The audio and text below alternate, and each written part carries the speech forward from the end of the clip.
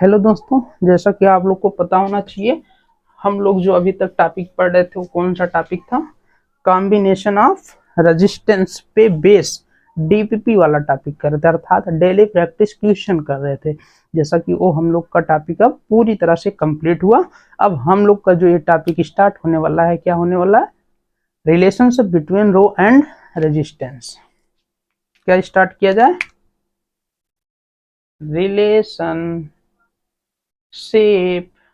between rho and r. Rho is a resistivity, r is a resistance, r is a resistance. अब ध्यान देना जरा, कैसे इस रिलेशन को फाइंड आउट करेंगे पहले समझेंगे, फिर इसके बाद आसानी से रिलेशन को निकाल के हम सामने रखेंगे। अब इसमें आपका इलेक्ट्रॉन फ्लो करेगा, जिसकी वजह से यहाँ पे क्या आएगा? करंट आएगा।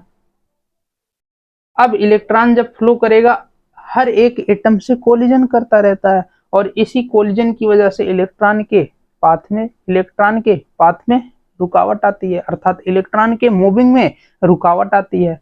यही रुकावट को ही हम लोग क्या नाम दे दिए थे? आर दे दिए थे।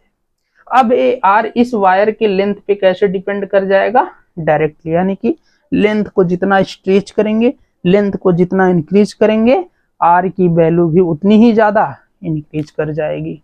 और आर आपका जो इस वायर के क्रॉस सेक्शन एरिया है, इस पे इनवर्सली प्रपोज कर जाएगा, अर्थात क्रॉस सेक्शन एरिया को डिक्रीज करो, आर क्या होएगा? इंक्रीज होएगा।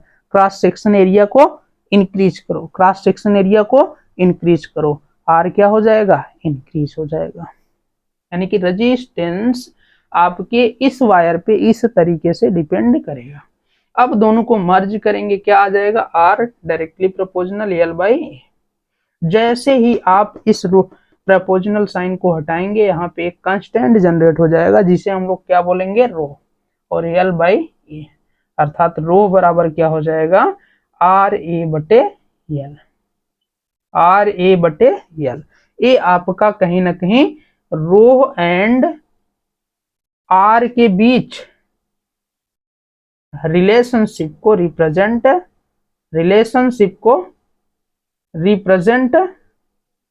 करता है। समझ गया डियर? आर और रो के बीच में रिलेशनशिप को कौन रिप्रेजेंट करता है? रो is equal to R A बटे एल। और हमेशा याद रखना, आपकी जो रजिस्टिविटी है ये किस पे डिपेंड करेगा? मैटर ऑफ मटेरियल,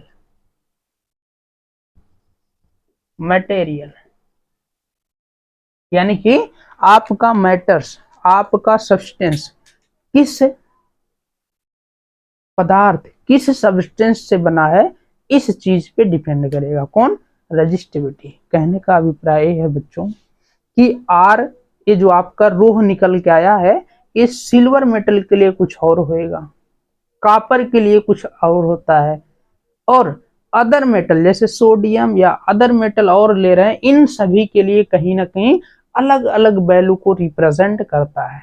कौन? ए रो, अर्थात रजिस्टिविटी। यानी कि ए मैटर किस चीजों से मिलके बना है, इस चीज पे ये डिपेंड करेगा।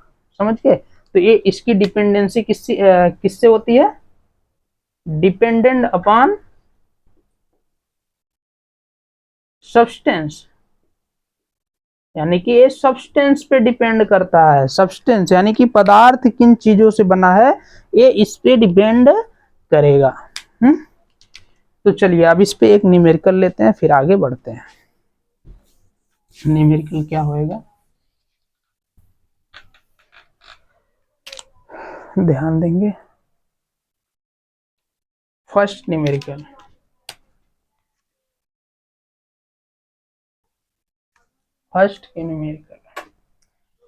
अब हम लोग क्या कर रहे हैं? एक वायर को ले रहे हैं, इस वायर का लेंथ क्या है? एल, क्रॉस सेक्शन एरिया क्या है? ए। अब इसी वायर को हम लोग क्या करेंगे? स्ट्रेच करेंगे, अर्थात खींचकर लंबा कर देंगे। और लंबा कैसे करेंगे? 2l। इसकी लंबाई क्या करनी है? लेंथ क्या करनी है? 2l। और क्रॉस सेक्शन एरिया आप देखेंगे डिक्रीज करके कितना आ जाएगा? a/4। अब जैसे स्ट्रेच किए, स्ट्रेच करने के बाद 2L लंबाई का वायर बनाए और A/4 क्रॉस सेक्शन एरिया का वायर कंप्लीट किए। फिर इसके बाद कहा जा रहा है कि what a value change in a resistance, यानी कि वायर को स्ट्रेच करने पे इस वायर के रेजिस्टेंस में क्या चेंजिंग आ रहा है, ये चीज पूछी जा रही है। तो फर्स्ट काम हम लोग क्या करेंगे, पहले इस वायर से आर की वैल्यू निकालेंगे, फिर इस वायर से आर की वैल्यू को निकाल के डिवाइड करेंगे, फिर देखेंगे इस दोनों वायर में क्या चेंजिंग देखने को मिल रहा है, अर्थात इस वायर में क्या रेजिस्टेंस में चेंजिंग देखने को मिल रहा है। चलिए देखते हैं। R1 बराबर, इसके लिए R1 लेते हैं, क्या हो जाएगा रो L/A।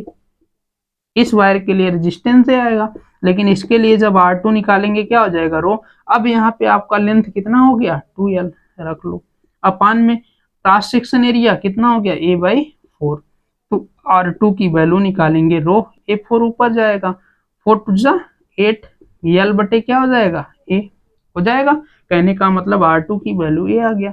अब दोनों को आप डिवाइड कर दो, R1 बटे R2 इक्वल टू क्या हो जाएगा रो L/A अपान में रो 8L/A। अब यहां से ए कैंसिल, रो से कैंसिल, L से कैंसिल। अब ध्यान देना ये दोनों सेम मटेरियल है, मटेरियल को चेंज नहीं किया, इसलिए हम लोग रो 1 और रो 2 करके नहीं लिए हैं।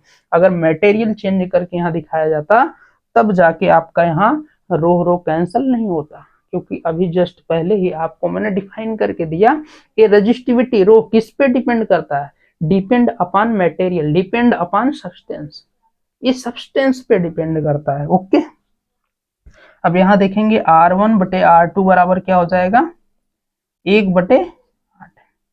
तो R2 की वैल्यू निकालेंगे गाइस, क्या हो जाएगा 8R1।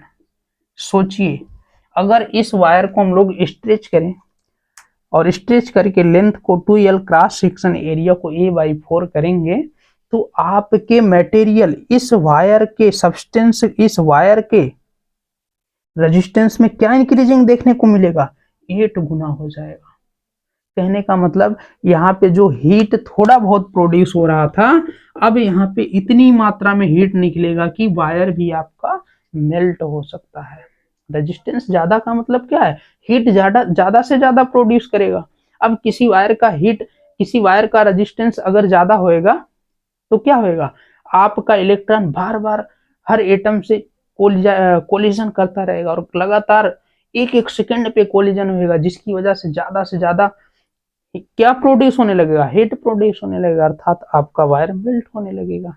समझ पा रहे हैं? तो 8 गुना आपका रेजिस्टेंस इंक्रीज कर जाएगा इस वायर का। ओके, समझ गए होंगे। अब हम लोग आगे की तरफ बढ़ते हैं। अब हम लोग क्या पढ़ेंगे, जूल इफेक्ट। क्या पढ़ेंगे, जूल इफेक्ट। जूल इफेक्ट क्या है बेटा, पहले इसको समझेंगे, फिर इसमें जो फार्मूला आएगा दिखाएंगे, फिर इसके बाद आगे बढ़ेंगे। चलिए, हमने क्या किया, एक वायर को लिया, दिस इज अ वायर, और इस वायर को हमने एक स्विच के माध्यम से एक सेल से कनेक्ट कर रखा है। क्यों? क्योंकि मैंने जैसे ही स्विच क्लोज करेंगे, इसमें आपका क्या फ्लो होने लगेगा, करंट फ्लो होने लगेगा। क्या फ्लो होने लगेगा, करंट आई फ्लो होने लगेगा। अब ये आई आएगा किसकी वजह से, इसमें जो फ्री इलेक्ट्रॉन है इनके मूवमेंट की वजह से आएगा, और ये इलेक्ट्रॉन फ्रीली तरीके से तो मूव करेंगे, लेकिन साथ साथ इसमें प्रेजेंट एटम से भी कोलिजन करते रहते हैं। अब इस कोलिजन से क्या होएगा बेटा, कौन सी घटना निकल के आएगी, जब आपके एटम, आपके फ्री इलेक्ट्रॉन एटम से टकराते हैं, तो यहाँ पे क्या प्रोड्यूस होएगा, हीट प्रोड्यूस होएगा। क्या प्रोड्यूस होएगा, हीट। अर्थात इस एटम का जो एनर्जी होएगा, अर्थात जो वर्क डन करेगा, ये ज्यादा से ज्यादा किस में कन्वर्ट हो जाएगा, हीट में कन्वर्ट हो जाएगा। अर्थात हीट के फॉर्म में ये बाहर निकलेगा, इस इलेक्ट्रॉन की एनर्जी। अब यही जो बताया, इसी को, यही जो हीट बाहर निकल रहा है इलेक्ट्रॉन का, इसी को ही किसने बताया था, जूल साहब ने बताया था, और इसी का नाम क्या रख दिया, जूल इफेक्ट। अब ध्यान देना, ये जो हीट है इस पे अदर जो एक्टिविटी हो रही है, अर्थात करंट का फ्लोएशन, अर्थात जो टाइम में करंट फ्लो हो रहा है, अर्थात इस वायर में जो रेजिस्टेंस है, ये अलग अलग चीजों से अलग तरीके से डिपेंड करता है। ये बात भी इन्होंने बताया। कैसे डिपेंड करता है देखना, इन्होंने ये बताया कि जो हीट प्रोड्यूस हो रहा है करंट के डायरेक्टली प्रोपोर्शनल होगा, बट लेकिन स्क्वायर करके लगाएंगे, यानी कि करंट के स्क्वायर के डायरेक्टली प्रोपोर्शनल होगा कौन, जो यहाँ से हीट प्रोड्यूस हो रहा है। सेम अब यही हीट आपका डायरेक्टली प्रोपोर्शनल होता है आर का। अभी हमने बताया जितना ज्यादा आर होएगा उतना ज्यादा हीट प्रोड्यूस होएगा, क्योंकि इलेक्ट्रॉन जल्दी जल्दी टक्कर करने लगेंगे ना, यानी कि जल्दी जल्दी अपने वर्क डन को हीट फॉर्म में बदल के यहाँ पे हीट को प्रोड्यूस करवाने लगेंगे, हीट का क्रिएशन करने लगेंगे, इसलिए एच डायरेक्टली प्रोपोर्शनल हो जाएगा आर के, और एच आपका डायरेक्टली प्रोपोर्शनल होता है टी के। ओके, जितना ज्यादा आपका यहाँ पे करंट फ्लो होगा, यानी कि जितने ज्यादा तक करंट रहेगा उतने ही ज्यादा आपका यहाँ पे हीट निकल के आएगा। इस तरीके से ये रिलेट होके रहता है अपना, यहाँ पे जो हीट प्रोड्यूस क्रिएट हो रहा है। अब इन तीनों को मर्ज करेंगे, क्या आ जाएगा, आई स्क्वायर आर टी।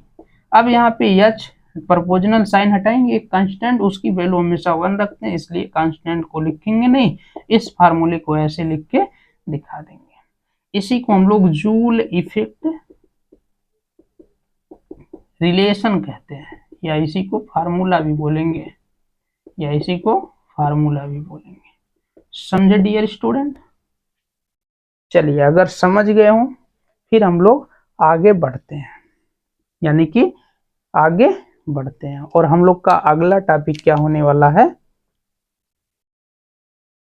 अगला टॉपिक हम लोग क्या करेंगे, यूनिट। या पहले आप लोग को एक वर्ड बताते हैं, फिर इसके बाद यूनिट पे लेके चलते हैं। वो वर्ड आपका क्या है, किलोवाट घंटा। क्या है, 1 किलोवाट आवर्स, इसे हम लोग क्या कहते हैं, 1 किलोवाट आवर। एक कितने के बराबर होता है, 1 किलो की जगह 1000 रखिए, इंटू में 1 आवर की जगह 3600, यानी कि 1 आवर में कितने सेकंड, 3600 सेकंड। अब दोनों को मल्टीप्लाई करेंगे, 36 इंटू 10 पे पावर कितना जाएगा, 5। अब यहाँ पे पॉइंट में कन्वर्ट कर लीजिए, कितना आएगा, 10 पे पावर 6। कहने का मतलब 1 किलो आवर में 3.6 इंटू 10 पे पावर 6 वाट सेकंड होता है। कोई पूछे 1 किलोवाट बराबर 1 किलोवाट आवर बराबर क्या होता है, 3.6 इंटू 10 पे पावर 6 वाट सेकंड। अब ध्यान देना, इसी किलोवाट आवर को ही हम लोग क्या कहते हैं, यूनिट कहते हैं। इसी किलोवाट आवर को हम लोग क्या कहते हैं, यूनिट कहते हैं। क्या कहते हैं, यूनिट। कहने का मतलब हमारे घर में जो लाइट आ रहा है और हमारा जो मीटर लगा है, उस मीटर में जो रीडिंग किया जाता है वो रीडिंग किस में होता है, यूनिट में होता है। इसमें 1 किलोवाट आवर में नहीं होगा, किसमें होएगा, यूनिट में होएगा। यूनिट का मतलब क्या है, 1 किलोवाट आवर, यानी कि 1 घंटे में जितना किलोवाट वहां पे बिजली हीट फॉर्म में या अदर फॉर्म में कन्वर्ट होके लॉस होएगा, उसी को हम लोग क्या बोलेंगे, एक यूनिट बोलेंगे। क्या बोलेंगे, एक यूनिट। अर्थात 1 यूनिट बराबर आप ये भी लिख सकते हैं, वाट गुड़े, इंग्लिश में लिखो वाट मल्टीप्लिकेशंस में आवर अपान में 1000, ये 1 यूनिट बराबर होता है। और अगर आपको 1 यूनिट का कितना कास्ट निकल के आया है ये निकालना पड़ेगा, तो वहां पे आपका 1 यूनिट का कास्ट दिया रहेगा। जैसे मान लो अगर 1 यूनिट का कास्ट 2 रुपी आ रहा है, तो 1 यूनिट बराबर आप क्या लिख देंगे, 2 यूनिट, 2 रुपीज। लेकिन ध्यान देना, अगर 5 यूनिट की बात कर लेगा, अगर 1 यूनिट का कास्ट 2 है तो इसी 5 में हम लोग 2 से मल्टीप्लाई कर देंगे, कितना आ जाएगा, 10 रुपी। कहने का मतलब हमारे घर में जो 5 यूनिट का लॉस हुआ है अदर इंस्ट्रूमेंट के द्वारा, उससे जो हमारा कास्ट बन रहा है वो कितना कंप्लीट बन रहा है, 10 रुपीज। चलो न्यूमेरिकल करते हैं, फिर आपको और अच्छे से क्लियर होएगा ये बात। चलिए न्यूमेरिकल लें, फार्मूले रहने देते हैं ऐसे, देखना ध्यान से। फर्स्ट न्यूमेरिकल, कोई हीटर है, कोई हीटर है, इस तरीके से बना हुआ है। अब ये एक दिन में या 1 डे में आपका 7 आवर चलता है, 7 आवर हीटर को चलाया जाता है, और 7 आवर हीटर को चलाया जाता है, और इसका वाट कितना है, यानी कि ये कितने वाट का है, कितने वाट का है, 100 वाट का है। वैसे हीटर 100 का नहीं रहता, 1000 कर लो, 1000 वाट का ये हीटर है। अब पूछ रहा है कि आपके 30 डेज में इस हीटर के द्वारा कितना यूनिट का लॉस किया जाएगा, कितना यूनिट लॉस करेगा, अर्थात कितनी ए हीट फॉर्म में एनर्जी को कन्वर्ट करेगा, कितने यूनिट को। तो निकाल सकते हैं, कैसे निकालेंगे, क्योंकि यूनिट बराबर आप पता कर रखे हैं, क्या होएगा, वाट, वाट इंटू हावर।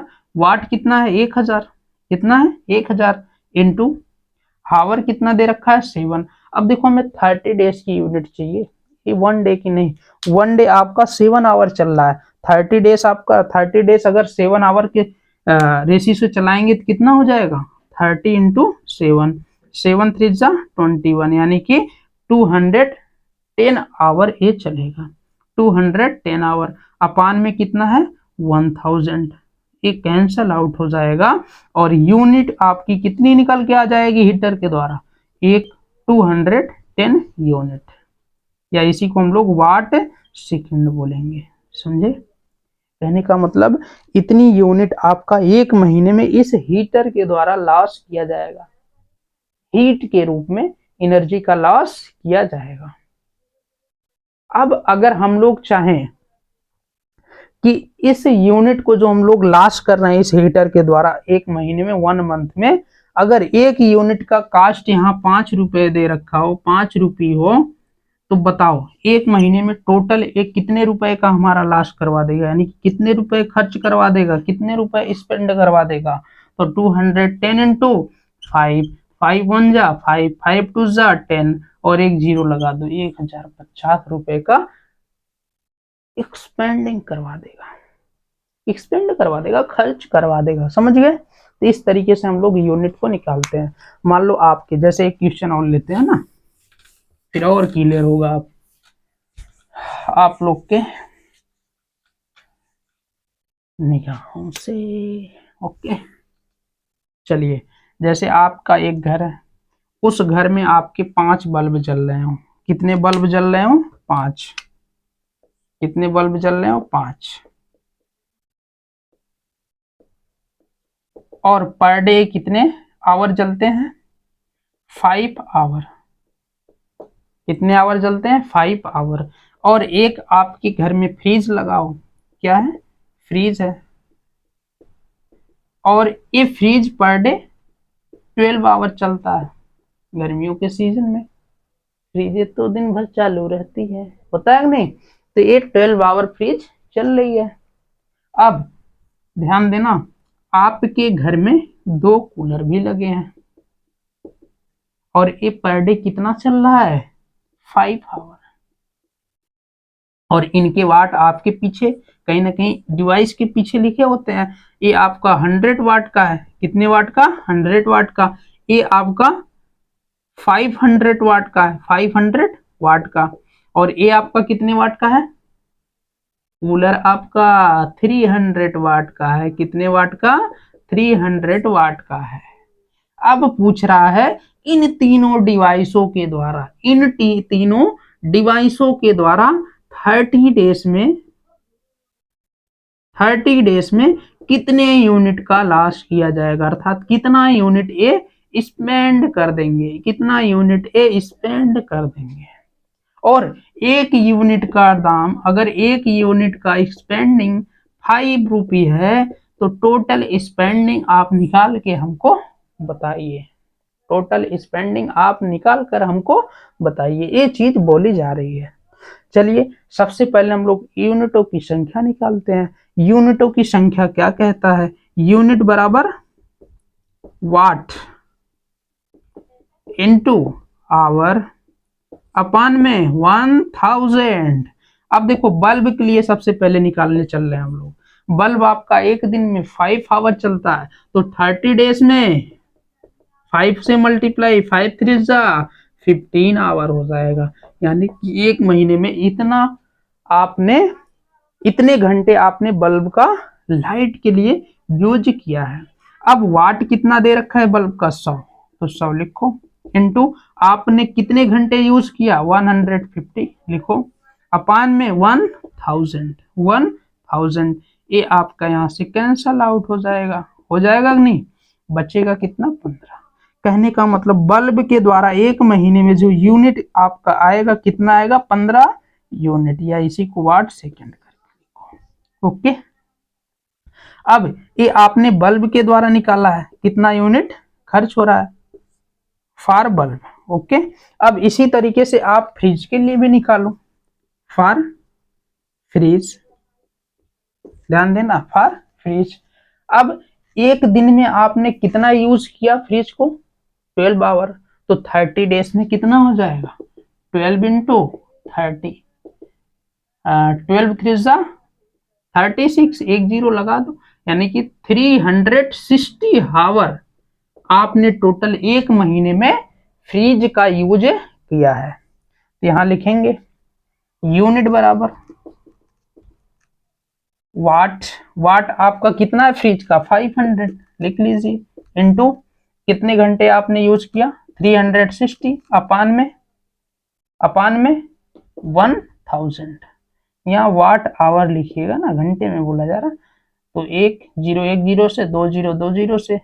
अब इसका मल्टीप्लाई करिए, 5 6 जा 30, 5 3 जा 15, कैरी 3 था, ऐड करिए 15 3 18। टोटल आपने कितनी यूनिट का एक्सपेंडिंग कर दिया इस फ्रिज के द्वारा 180 वाट आवर का यूजिंग किया है, किसके द्वारा फॉर फ्रिज के द्वारा। अब आप आगे फिर बढ़ो, अब किसके द्वारा स्पेंडिंग देखनी है, यूनिट की स्पेंडिंग देखनी है कूलर के द्वारा। मान लीजिए यूनिट बराबर क्या हो जाएगा, वाट कितने वाट का है 300। अब बताओ आवर कितने घंटे रखोगे 5, नो नो नो, क्या रखना है 5 इंटू 30, 5 इंटू 30 मल्टीप्लाई करेंगे 150 आवर हो जाएगा। यानी कि एक महीने में जो आपने कूलर से लाइट यानी कि एनर्जी का एक्सपेंडिंग किया है वो कितने घंटे यूज किया है, कितने आवर यूज किया है 150। तो 150 यहाँ रख दो, अपान में आपका 1000, ये 0 0 से कैंसल हो जाएगा, मल्टीप्लाई करोगे 15 3 जा 45 वाट आवर। यानी कि आपके लिए यानी कि कूलर के लिए जो यूनिट का एक्सपेंडिंग होगा कितना होएगा 45 यूनिट, कितना होएगा 45 यूनिट होएगा। अब टोटल यूनिट निकाल लो, टोटल यूनिट कैसे निकालेंगे इधर देखेंगे, टोटल यूनिट बराबर बल्ब के द्वारा आपने कितनी यूनिट खर्च किया एक्सपेंड किया 15, फ्रिज के द्वारा कितनी यूनिट का एक्सपेंडिंग हुआ 180, प्लस कूलर के द्वारा कितनी यूनिट का एक्सपेंडिंग किया 45।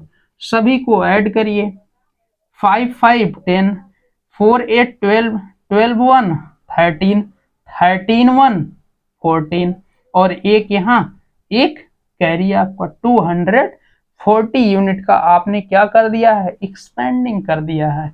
और आपको पता होना चाहिए, क्या पता होना चाहिए, एक यूनिट का एक्सपेंडिंग कितनी है 5 रुपीज है, तो 5 से आप मल्टीप्लाई करो 40 इंटू 5, 5 4 जा 20, 5 2 जा 10, 10 4 14, यानी कि टोटल आपका एक्सपेंड एक महीने में कितना हो जाएगा अगर आप इतनी डिवाइसों को इतने आवर के लिए यूज कर रहे हैं 1400 हो जाएगा। कहने का मतलब आप जाएंगे बिजली इलेक्ट्रिक कारखाने में, इलेक्ट्रिक फैक्ट्री में, वहां पे आप कितना रुपए एक्सपेंड करके आएंगे? 1400 यानी कि 1400 निकालेंगे। आप वहां जो इलेक्ट्रिक मैनेजर होगा उसको देंगे, फिर आएंगे, कहेंगे भैया मेरा बिजली बिल अब काट के रखना, मैं अपने पूरे बिजली बिल की पेंडिंग करके जा रहा हूँ, ये कह के आएंगे। समझे? ये आपके क्वेश्चन कंप्लीट होते हैं। अब हम लोग को जो अगला टॉपिक पढ़ना है वो कौन सा टॉपिक है? पावर। कौन सा टॉपिक है? पावर। अभी आपको याद दिलवा दें, ये जो टॉपिक हम लोग पढ़ रहे थे, अर्थात जो यहाँ पे न्यूमेरिकल सॉल्व किए हैं, किस टॉपिक पे किए हुए हैं? Joule effect. किस पे किया गया? माफ करिएगा, ये जूल इफेक्ट नहीं था, ये हीट पे शायद था ना, जो हीट प्रोड्यूस हो रहा था। हाँ सॉरी, यूनिट पे, जिसे हम लोग 1 किलोवाट कह रहे थे ना, इस पे हम लोग इस न्यूमेरिकल को कंप्लीट कर रहे थे। अब जो हम लोग का अगला टॉपिक है वो कौन सा टॉपिक है? पावर। पावर क्या होता है इसे समझेंगे, इसमें कितने टाइप के फार्मूले आएंगे सब लिखेंगे, फिर इसको कंप्लीट करेंगे। फिर इसके बाद वाला जो हम लोग का टॉपिक होएगा वो कौन सा टॉपिक होएगा? सबसे last, heating effect of electrical instrument पे होएगा। Heating effect of electrical instrument पे होएगा। ये दो टॉपिक आपके बच रहे हैं, इसे भी हम लोग कंप्लीट करेंगे और इलेक्ट्रिसिटी को फिनिश करने का प्रयास करेंगे। ओके डियर स्टूडेंट, चलिए।